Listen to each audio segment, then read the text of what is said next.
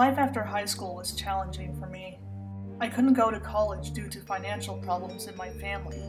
I knew that if I wanted to go to college, I'd have to earn enough money for tuition. It was hard, but I managed to land a job at the Ivory Rose Hotel. It had just been built, and the manager was desperate for employees. Granted, I'd be paid minimum wage, but it's still something. All I had to do was get as many hours as possible. Anyway, I was on room service duty on my first day of work. Everything was going well until I brought room service to a guy on the third floor. I knocked on the door, but nobody answered. I knocked again, still nothing. I didn't know what to do at this point, so I went to get my manager. I was making my way to the elevator when I heard a loud scream. It was coming from a nearby room with the door open. I ran to the hotel room and saw Ruth running towards me. Ruth was one of the maids. In tears, she told me to call 911. She'd just entered the hotel room to clean when she saw that the guest was in bed. For context, this was around noon, and the Ivory Rose Hotel's guests were mainly tourists. Usually, they'd be out of their rooms by then to explore our city. So why was this guy in bed? At first, Ruth thought that the guest overslept. She gently nudged him, asking him to get up. Ruth panicked when she realized that the guest's body was cold. I called 911, trying not to panic. I tried to comfort Ruth while we waited for the paramedics. After giving our statements to the police, our manager, Mrs. Benson, demanded to know what happened. She's put a lot of money into her hotel, and this incident could ruin everything. Ruth and I swore that we didn't know what happened. Mrs. Benson warned us that if any of the employees were responsible for the death, she'd fire them on the spot. Ruth was genuinely scared of getting fired. You see, she immigrated here from Ireland with a work visa. If Ruth lost her job, she'd be deported. When the police investigated the hotel, they discovered that the guest I delivered room service to died as well. What they discovered next shocked everyone. Both guests died of asphyxiation by illuminating gas. Nobody knew where the illuminating gas could have come from. The police searched the entire hotel room for gas containers. However, there were no traces of it anywhere. At this point, the employees were brought in for questioning. Of course they'd assume that the killer is a hotel staff member. If you asked me, I'd say it was Greg.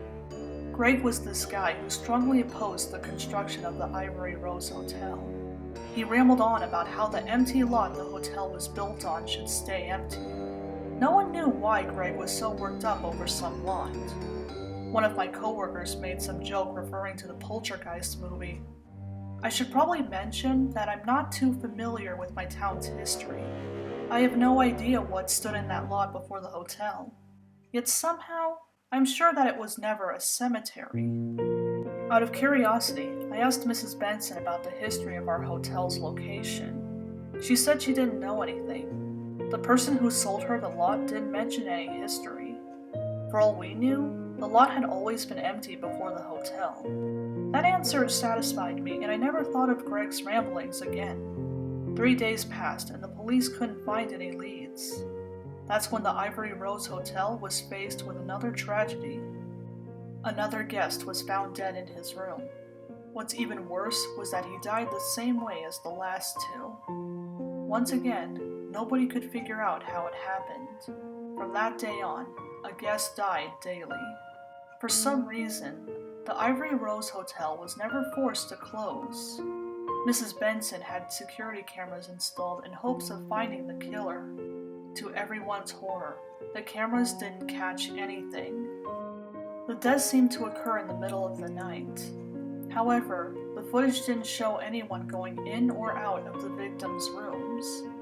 It didn't take long for the Ivory Rose Hotel to be labeled as haunted. Imagine my surprise when people continued to go to the hotel. I guess the concept of staying someplace where you could die is exciting. Either that, or some of the patrons didn't believe in ghosts. If it were up to me, I'd have the hotel closed. I was walking home from work one day when a familiar voice called out to me. I groaned as I recognized it as Greg's. I asked him what he wanted. As always, Greg spewed some nonsense about the lot. Between Greg's ramblings and the string of mysterious deaths, I've had enough. I blew up at Greg, asking him what the hell his problem was. Greg said something along the lines of, "Your hotel has brought him back." I asked Greg what he was talking about. It turned out that there was another hotel before the Ivory Rose Hotel. It was founded by a man named H.H. Holmes. He was a madman who killed anyone who stayed in his hotel. Each room had pipes that released illuminating gas, thus suffocating his victims. When the authorities captured Holmes, his hotel was shut down, then demolished. The hotel was exactly where the Ivory Rose Hotel stands now. Apparently, the lot was cursed by Holmes's evil. His spirit invaded the Ivory Rose Hotel, killing the guests the way he used to. At first, I didn't believe Greg, but the more I thought about it, there was really no other explanation. I needed my job, but people are dying because of that damn hotel. Mrs. Benson wouldn't close the Ivory Rose Hotel even if her life depended on it. What should I do?